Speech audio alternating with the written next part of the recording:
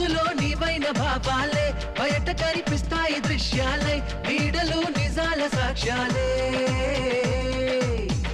శత్రువులు నీలోని లోపాలే స్నేహితులు నీకున్న ఇష్టాలే ఋతువులు నీ భావ చిత్రాలే ఎదురైన మందహాసం నీలోని చలిమి కోసం మోసం రోషం ద్వేషం నీ మకిలి మదికి భాష్యం పుటకా చావు రెండే రెండు నీ కవి సొంతం కావు పోనీ జీవిత కాలం